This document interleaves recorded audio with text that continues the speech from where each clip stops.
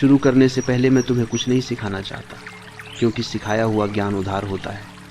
मैं बस तुम्हें तुम्हारे ही भीतर झांकने के लिए थोड़ा सा ठहराव देना चाहता हूँ। यह एक दर्पण है। अगर तुम इसे सुनते हुए जल्दी में हो तो अभी मत सुनो। अगर तुम सिर्फ समय काटने आए हो तो आगे मत बढ़ो। लेकिन अगर तुम्हारे जीवन में कभी ऐसा क्षण आया है जब तुमने चुपचाप आकाश की ओर देखा हो और भीतर से पूछा हो मेरा समय कब आएगा, तो ये वीडियो तुम्हारे लिए है। यहाँ कोई तुम्हें दिलासा नहीं देगा, यहाँ कोई झूठी आशा नहीं दी जाएगी। यहाँ सिर्फ एक बात है, सत्य। और सत्य हमेशा कठोर नहीं होता, पर गहरा जरूर होता है। तुम जीवन में आगे बढ़ना चाहते हो, पर भीतर बेचैनी है। तुम सफल होना चाहते हो, पर मन में अधीरता है। तुम चाहते हो कि दुनिया तुम्हें समझे, पर तुम स्वयं को नहीं सुनते। यही कारण है कि मैं कहता हूँ शांत रहो, क्योंकि जब तक भीतर शांति नहीं आती, बाहर कुछ भी स्थायी नहीं होता।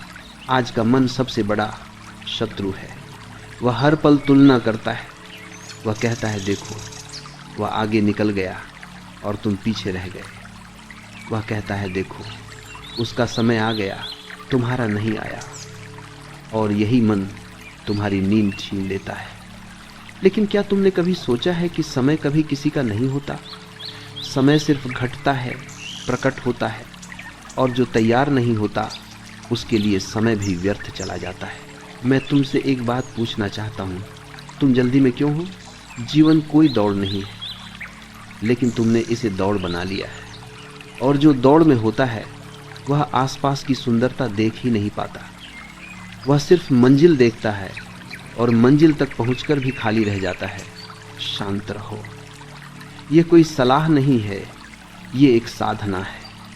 शांत रहना कायरता नहीं है, ये सबसे बड़ा साहस है।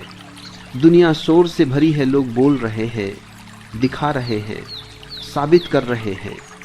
लेकिन जो व्यक्ति चुप है वह कुछ साबित नहीं करता, वह बस होता है। और जो बस होता है वही सच में जीता है। तुम्हें लगता है कि तुम्हारे साथ अन्याय हुआ है, हो सकता है, लेकिन जीवन न्याय नहीं करता। जीवन अवसर देता है, और अवसर वही पहचानता है जो शांत है। जो भीतर उथल पुथल में है वह अवसर को भी संकट समझ लेता है। मैं जानता हूँ तुम थक चुके हो। बार बार गिरकर उठना आसान नहीं होता। हर बार उम्मीद लगाकर टूटना साधारण बात नहीं है। लेकिन क्या तुमने कभी देखा है बीज जमीन के भीतर कितना शांत रहता है? बाहर से देखने पर लगता है कि कुछ हो ही नहीं रहा, पर भीतर एक पूरी यात्रा चल रही होती है। अगर बीज अधीर हो जाए और कहे मेरा समय क्यों नहीं आया, तो वह कभी वृक्ष नहीं बन पाएगा। इसीलिए मैं कहता हूँ शांत रहो, क्योंकि जो जल्दी करता है वह अधूरा रह जाता है, और जो ठहरना सीख लेता है वही पूरा होता है। तुम्हें दुनिया से मान्यता चाहिए, सम्मान चाहिए, पहचान चाहिए, लेकिन पहचान बाहर से नहीं आती, पहचान भीतर से उगती है। जिस दिन तुम स्वयं को स्वीकार कर लोगे, उसी दिन दुनिया भी तुम्हें स्वीकार करना शुरू कर देगी। याद रखना, जो शोर मचाकर आगे बढ़ता है वह जल्दी थक जाता है, और जो मौन में चलता है वह दूर तक जाता है। अगर तुम्हें लगता है कि लोग तुम्हें नज़रअंदाज कर रहे हैं, तो इसे अपमान मत समझो। यह तैयारी का समय है। जीवन जब किसी को चुनता है तो पहले उसे अकेला करता है, क्योंकि भीड़ में व्यक्ति नहीं बनते, व्यक्ति अकेलेपन में बनते हैं। आज अगर तुम्हारा समय नहीं आया, तो इसका मतलब यह नहीं कि तुम्हारा समय कभी आएगा ही नहीं। इसका मतलब सिर्फ इतना है कि तुम अभी तैयार हो रहे हो, और तैयारी शोर में नहीं होती, तैयारी मौन में होती है। इसीलिए अपने भीतर आग रखो, लेकिन ऊपर से शांति रखो। अपनी दृष्टि ऊंची रखो, लेकिन कदम धीरे रखो, क्योंकि जो धीरे चलता है वह गिरता नहीं। अब मैं तुमसे एक छोटा सा निवेदन करूंगा। अगर इन शब्दों में तुम्हें अपने जीवन की कोई झलक दिख रही है, अगर कहीं भीतर कुछ हिला है, तो नीचे एक शब्द लिख दो, शांत। यह मेरे लिए नहीं, तुम्हारे लिए होगा। समय, यह शब्द जितना छोटा है उतना ही गलत समझा गया है। लोग समय को घड़ी में देखते हैं, कैलेंडर में गिनते हैं और तुलना में तौलते हैं, लेकिन समय न तो घड़ी में रहता है न तारीखों में। समय तो चेतना में उतरता है।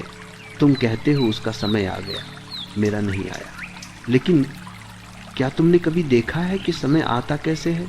समय दरवाजा खटखटा कर नहीं आता, वह अचानक भीतर से खुलता है। जो बाहर देखता रहता है वह समय चूक जाता है, और जो भीतर उतरता है समय उसी के लिए रुक जाता है। समय को पाने की सबसे बड़ी भूल यह है कि लोग उसे पकड़ने की कोशिश करते हैं, और जो पकड़ा जाए वह समय नहीं रह जाता, वह सिर्फ बोझ बन जाता है। मैं तुमसे कहता हूँ, समय को मत दौड़ाओ, अपने भीतर ठहराव पैदा करो। समय अपने आप दौड़ कर आएगा।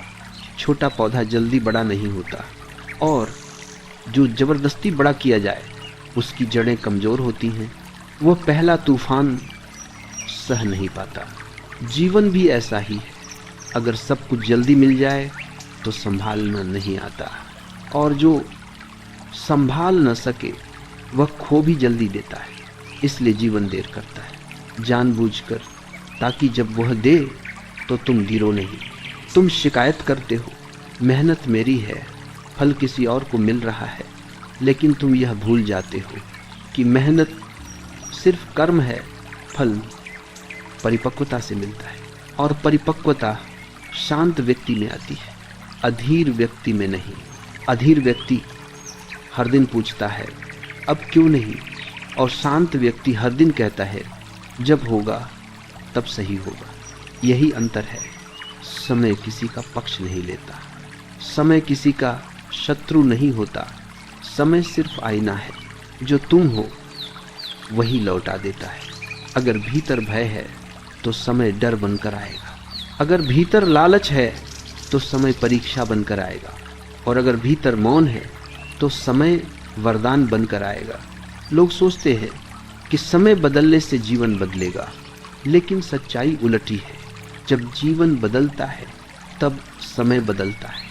तुम अभी जिस अवस्था में हो वही तुम्हारा समय है, और इससे बचने की कोशिश मत करो। इसे समझो, जो अपने वर्तमान से लड़ता है वह भविष्य से भी हारता है, और जो वर्तमान को स्वीकार करता है भविष्य उसके चरण छूता है। तुम अकेले, ये सजा नहीं है, यह प्रशिक्षण है। भीड़ में समय जल्दी नहीं आता, भीड़ में सिर्फ भ्रम आता है। अकेलेपन में दृष्टि साफ होती है, और साफ दृष्टि ही सही समय को जन्म देती है। मैं जानता हूँ तुम्हें लगता है कि दुनिया आगे निकल गई, लेकिन दुनिया आगे नहीं निकली। दुनिया बस तेज हो गई है। तेज होना और आगे होना दो अलग बातें हैं। तेज व्यक्ति थक जाता है, आगे वाला व्यक्ति टिकता है। समय टिकने वालों के पास आता है, भागने वालों के पास नहीं। इसलिए मैं फिर कहता हूँ, शांत रहो। शांत रहने का अर्थ कुछ न करना नहीं है। शांत रहने का अर्थ है बिना घबराए करना। जब तुम बिना घबराहट के कर्म करते हो तो कर्म पूजा बन जाता है, और पूजा में किया गया कर्म कभी व्यर्थ नहीं जाता। तुम्हारा आज अगर खाली लग रहा है तो घबराओ मत, खाली पात्र ही भरे जाते हैं, और जो पहले से भरा है वह सिर्फ छलकता है, कुछ नया नहीं पाता। याद रखो, समय शोर नहीं सुनता, समय कंपन सुनता है। जो भीतर से स्थिर है समय उसकी ओर झुकता है, और एक दिन बिना घोषणा के, बिना शोर के तुम पाओगे अब समय तुम्हारा हो गया है। लेकिन तब तुम यह भी पाओगे कि अब समय की ज़रूरत ही नहीं रही, क्योंकि तुम स्वयं समय बन चुके हो। लोग, यह शब्द जितना साधारण दिखता है उतना ही खतरनाक है, क्योंकि ज़्यादातर जीवन लोगों की नज़रों में ही उलझकर खुद से दूर हो जाता है। लोग क्या कहेंगे, यही वह प्रश्न है जिसने अनगिनत संभावनाओं को जन्म लेने से पहले ही मार दिया है। तुम सोचते हो कि लोग तुम्हें देख रहे हैं, सच्चाई ये है कि लोग तुम्हें नहीं, अपनी ही छवि को देख रहे हैं जो तुम्हारे ऊपर थोप दी गई है। लोगों की राय कभी सत्य नहीं होती, वह सिर्फ उनके मन की स्थिति होती है, और अस्थिर मन स्थिर सत्य नहीं दे सकता। आज वे हंसते हैं, कल वही ताली बजाते हैं और परसों वही तुम्हें भूल जाते हैं। लोगों की स्मृति बहुत छोटी होती है, लेकिन उनका प्रभाव तुम्हारे मन पर बहुत बड़ा होता है अगर तुम उन्हें अनुमति दे दो। यही भूल है, जब तुम लोगों से मान्यता मांगने लगते हो, तुम अपने भीतर की सत्ता उनके हाथों में सौंप देते हो, और जिसने अपनी सत्ता दूसरों को दे दी वह फिर शिकायत करता है कि मैं कमज़ोर क्यों हूँ। लोगों को दोष मत दो, दोष उस निर्भरता का है जो तुमने पाल ली है। लोग तो वही कहें जो उन्हें कहना आता है।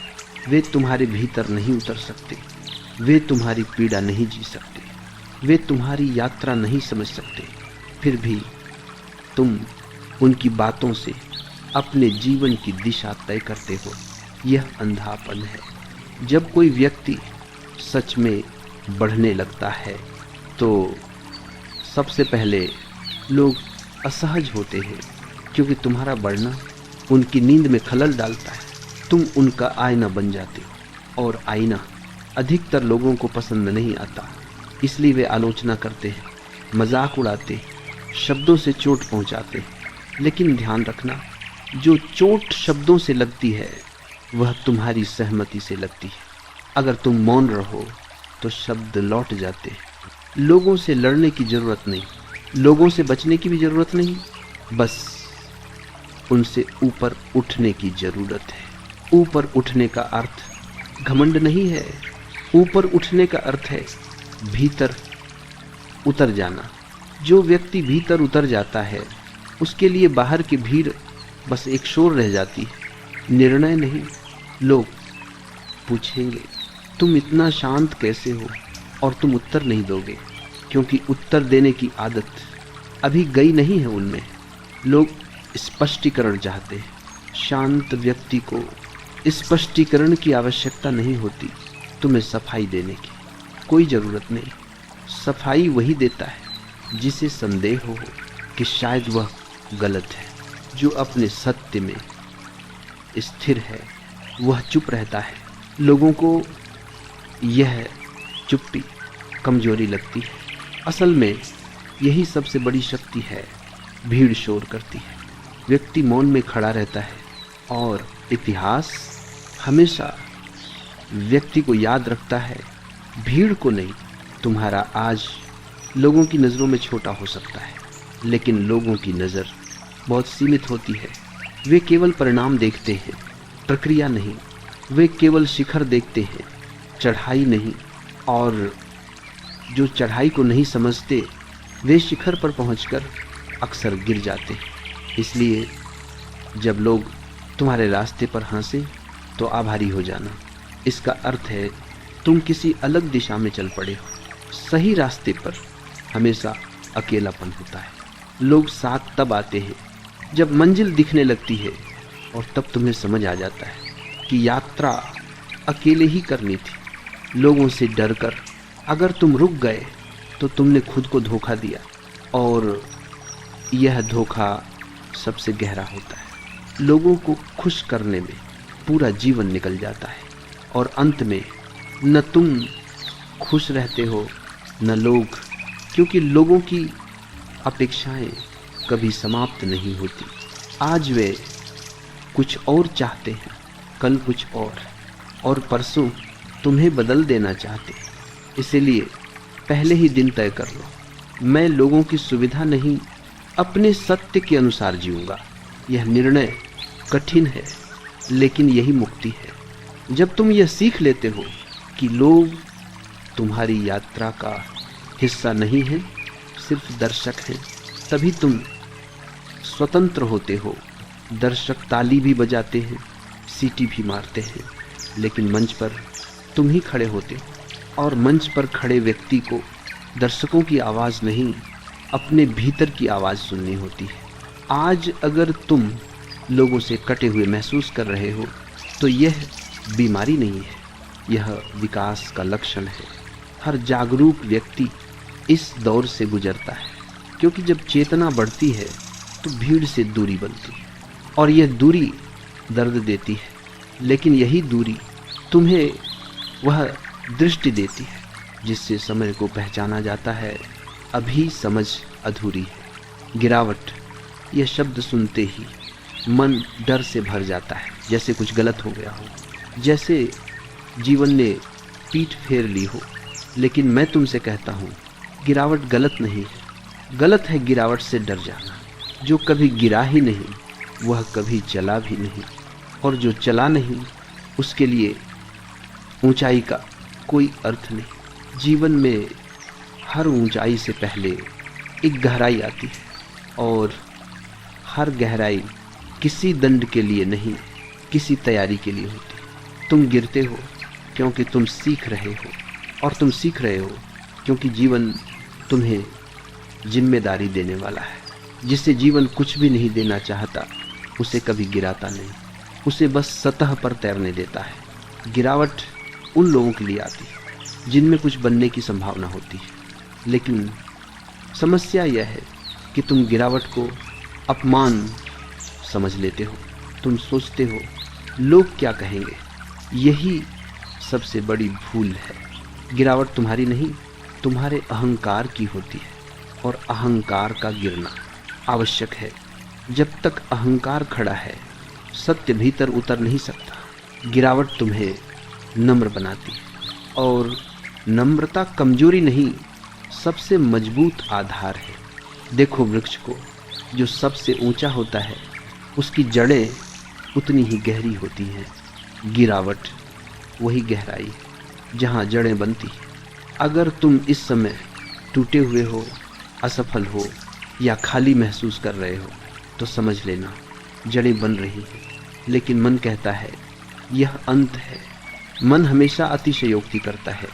मन को नाटक पसंद है, सत्य को नहीं। सत्य शांत होता है, और गिरावट का सत्य यह है, यह अस्थायी नहीं। कोई भी गिरावट हमेशा के लिए नहीं होती, लेकिन उससे सीखा गया पाठ हमेशा साथ रहता है। जो व्यक्ति गिरावट में अपने भीतर उतर जाता है वह उठने पर अडिग होता है, और जो गिरावट में खुद को कोसता है, दूसरों को दोष देता है, वह उठकर भी कमज़ोर ही रहता है। इसलिए गिरावट में सबसे ज़रूरी बात है मौन।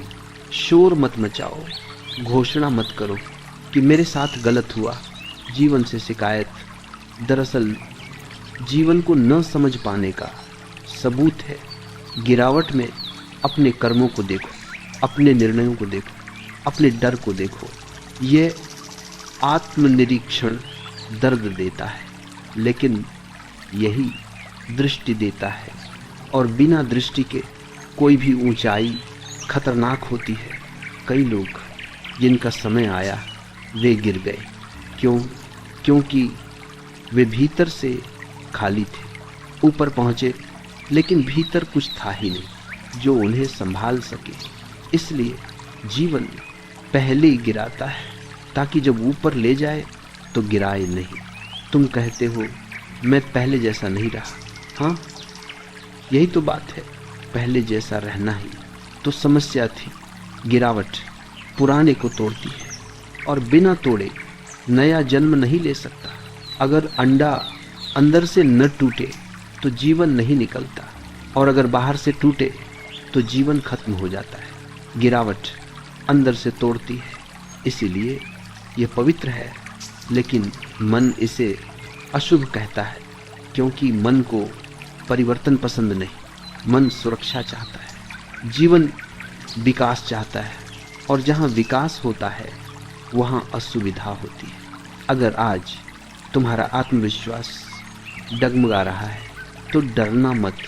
पुराना आत्मविश्वास अक्सर झूठा होता है, वह दूसरों की स्वीकृति पर टिका होता है। गिरावट उस झूठे आत्मविश्वास को तोड़ती है ताकि एक शांत विश्वास जन्म ले जो भीतर से आता है। यह विश्वास चिल्लाता नहीं, ये दिखावा नहीं करता, ये बस होता है, और यही विश्वास समय को आकर्षित करता है। याद रखना, जो गिरावट से गुजर चुका होता है वह सफलता में अंधा नहीं होता, वह जानता है कि यह भी गुजर जाएगी, इसीलिए वह घमंडी नहीं बनता। गिरावट तुम्हें करुणा सिखाती है, दूसरों के दर्द को समझने की क्षमता देती है, और जो व्यक्ति दूसरों के दर्द को समझता है वही सच्चा नेतृत्व कर सकता है। बिना गिरे कोई नेतृत्व योग्य नहीं बनता। अगर आज तुम अकेले हो, चुप हो और भीतर बहुत कुछ चल रहा है, तो भागो मत। यही वह प्रयोगशाला है जहाँ व्यक्ति बनता है। यहाँ कोई ताली नहीं, कोई प्रशंसा नहीं, लेकिन यहीं तुम असली बनते हो। गिरावट में एक ही बात याद रखना, यह तुम्हारी पहचान नहीं है, यह सिर्फ एक चरण है। तुम गिरावट नहीं, तुम गिरावट से गुजर रहे हो, और जो गुजरता है वह रुकता नहीं। उठना यह शब्द सुनने में सरल है, लेकिन इसका जन्म कई टूटनों के बाद होता है। कोई भी व्यक्ति सीधे खड़ा नहीं हो जाता, हर उठने के पीछे कई बार गिरने का इतिहास होता है। उठना शरीर की क्रिया नहीं है, उठना चेतना का परिवर्तन है।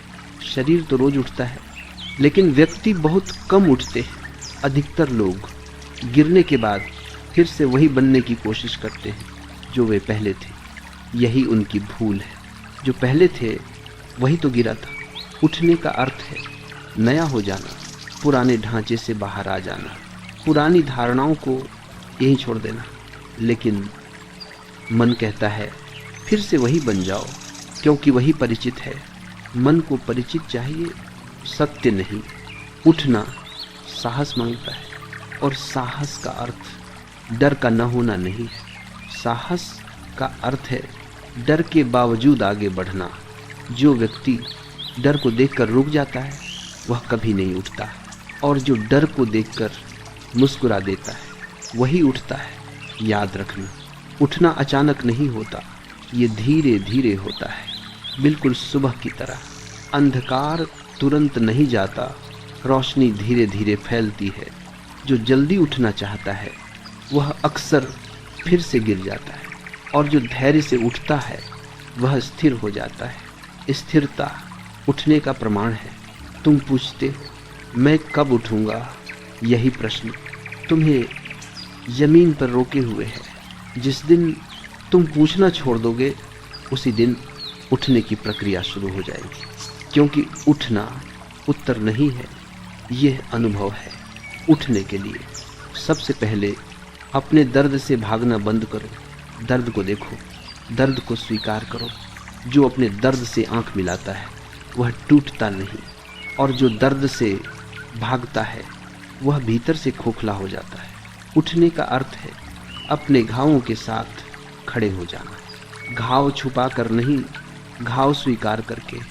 घाव छुपाने वाला हमेशा डर में जीता है, और घाव स्वीकार करने वाला स्वतंत्र हो जाता है। तुम सोचते हो कि लोग तुम्हारे गिरने को याद रखेंगे, नहीं, लोग तुम्हारे उठने को भी ज़्यादा देर याद नहीं रखते। लोग सिर्फ अपने लाभ तक याद रखते हैं। इसलिए लोगों के लिए मत उठो, अपने लिए उठो। जब तुम अपने लिए उठते हो तो तुम्हारी चाल बदल जाती है। तुम भागते नहीं, तुम साबित नहीं करते, तुम दिखाते नहीं, तुम बस चलते हो। और ये चलना अद्भुत होता है। इसमें शोर नहीं होता, लेकिन असर गहरा होता है। उठने के बाद एक अजीब सी शांति आती है। यह खुशी जैसी नहीं होती, यह उत्साह जैसी नहीं होती, यह ठहराव होता है। और ठहराव सबसे ऊंची अवस्था है, क्योंकि जो ठहरा हुआ है वही सही निर्णय ले सकता है। उठने के बाद तुम देखोगे कि वही परिस्थितियां हैं, वही लोग हैं, वही संसार है, लेकिन तुम बदल चुके हो। और जब तुम बदल जाते हो तो संसार का अर्थ बदल जाता है। पहले जो अपमान लगता था अब सूचना लगता है। पहले जो डर लगता था अब चुनौती लगता है। पहले जो असफलता थी अब अनुभव बन जाती है। यही उठना है। उठने के बाद तुम जल्दी नहीं करते। तुम जानते हो कि जो मिला है वह छीना नहीं जा सकता। जल्दी वही करता है जिसे खोने का डर हो। और जिसे अपने भीतर भरोसा हो वह धीरे चलता है। उठने के बाद तुम तुलना करना छोड़ देते हो, क्योंकि अब तुम्हारा मापदंड तुम स्वयं हो। तुम किसी से आगे नहीं, किसी से पीछे नहीं, तुम बस अपने रास्ते पर हो और अपने रास्ते पर चलना सबसे कठिन है, क्योंकि वहाँ कोई भीड़ नहीं होती, कोई नक्शा नहीं होता, कोई ताली नहीं होती, लेकिन वहीं सत्य मिलता है। उठने के बाद तुम्हें अकेलापन डराता नहीं, अकेलापन तुम्हारा मित्र बन जाता है, क्योंकि अब तुम जानते हो अकेले रहना और अकेला होना दो अलग बातें हैं। अकेले रहना एक कला है, और जो इसे सीख लेता है वह भीड़ में भी अकेला नहीं होता। उठने के बाद तुम अतीत को दोष नहीं देते, तुम भविष्य से भी चिपकते नहीं, तुम वर्तमान में पूरी तरह उपस्थित हो जाते हो, और यही उपस्थिति समय को बुलाती है। समय वहाँ आता है जहाँ घबराहट नहीं होती, समय वहाँ आता है जहाँ धैर्य होता है, समय वहाँ आता है जहाँ व्यक्ति अपने आप में पूरा होता है। यही कारण है कि कई लोग योग्य होते हुए भी अपने समय से चूक जाते, क्योंकि वे भीतर से अधूरे होते हैं। उठना इस अधूरेपन को पूरा करता है, लेकिन ध्यान रखना, उठने के बाद सबसे बड़ा खतरा अहंकार का होता है। मन कहता है देखो तुम उठ गए, अब दूसरों को दिखाओ, और यही बहुत से लोग फिर से गिर जाते हैं। सच्चा उठना दिखता नहीं, वह महसूस होता है। अगर तुम्हें अपने उठने का घोषणा करने की जरूरत पड़ रही है तो समझ लेना तुम अभी खड़े नहीं हुए हो। जो सच में खड़ा होता है वह चुप रहता है, उसकी ऊर्जा बोलती है, और ऊर्जा कभी झूठ नहीं बोलती। उठने के बाद तुम्हें यह भी समझ में आएगा कि हर किसी का समय अलग होता है, और यह अलगाव अन्याय नहीं, संतुलन है। अगर सबका समय एक साथ आ जाए तो संसार टूट जाए। इसलिए जीवन हर व्यक्ति को उसके योग्य क्षण देता है। योग्यता का अर्थ कौशल नहीं है, योग्यता का अर्थ है संभाल सकने की क्षमता, और यह क्षमता गिरावट से होकर उठने में आती है। अगर आज तुम खुद को पहले से ज़्यादा शांत पाते हो, पहले से ज़्यादा जागरूक पाते हो, तो समझ लेना तुम उठ चुके हो। भले ही बाहरी दुनिया अभी न मानी हो, दुनिया हमेशा देर से मानती है, लेकिन जब मानती है तो पूरा मानती है। समय आता है, लेकिन जिस तरह तुम सोचते हो उस तरह नहीं आता। वह शोर मचाकर नहीं आता, घोषणा करके नहीं आता, वह अचानक तुम्हें घेर लेता है। और अगर तुम तैयार नहीं हो तो वही समय तुम्हें तोड़ भी सकता है। लोग समझते हैं कि समय आना मतलब सफलता, सम्मान, पैसा, पहचान, लेकिन समय आना इन सब का परिणाम है, स्वयं ये नहीं। समय आना एक परीक्षा है, और यह परीक्षा गिरावट से भी कठिन होती है, क्योंकि गिरावट में तुम्हारे पास खोने को कुछ नहीं होता, लेकिन समय आने पर बहुत कुछ खो सकता है। मैंने कई लोगों को देखा है जिन्होंने वर्षों प्रतीक्षा की, संघर्ष किया, सहन किया, और जब समय आया तो वे स्वयं को संभाल नहीं पाए। क्यों? क्योंकि उन्होंने समय आने की कल्पना की थी, तैयारी नहीं।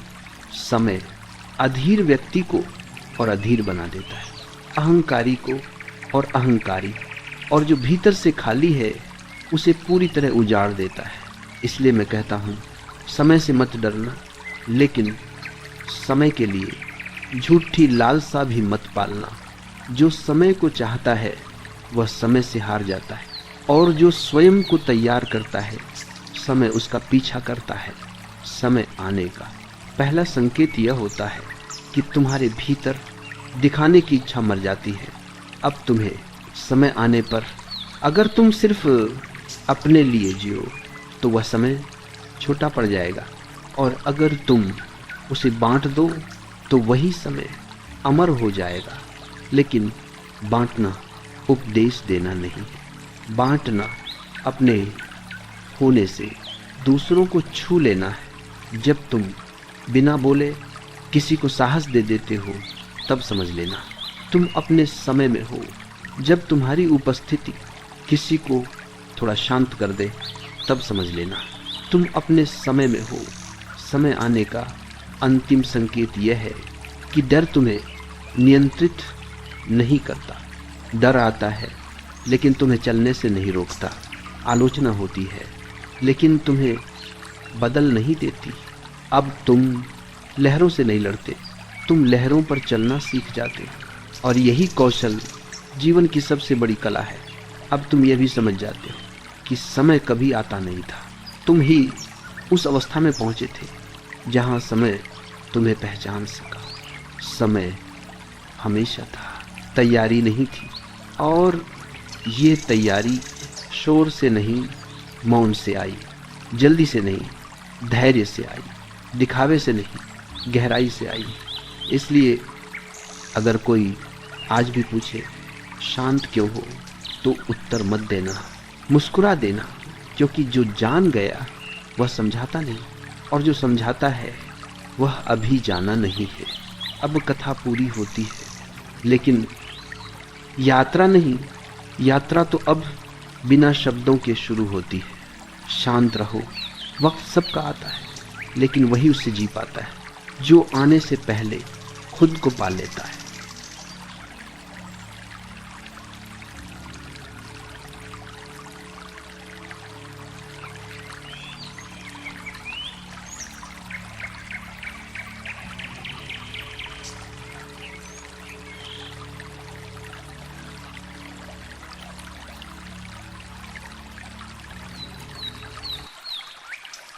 तुम्हारी पढ़ाई तब तक व्यर्थ है जब तक वह तुम्हारे भीतर कोई क्रांति पैदा ना करे। जब तक तुम प्रश्नों को पूछना ना सीखो, जब तक तुम विरोध करना ना सीखो, जब तक तुम स्वयं का रास्ता बनाना ना सीखो, तब तक तुम्हारी डिग्री केवल कागज का टुकड़ा है। किताबें पढ़ना, विज्ञान जानना, इतिहास समझना, लेकिन यह सब तुम्हारी बाहरी यात्रा है। सच्ची पढ़ाई वह है जो तुम्हें भीतर की यात्रा पर ले जाए, जो तुम्हें सिखाए कि जीना कैसे है, मरना कैसे है और प्रेम कैसे करना है। पढ़ाई केवल रोटी कमाने का साधन नहीं है। पढ़ाई तो जीने की कला सिखाती है।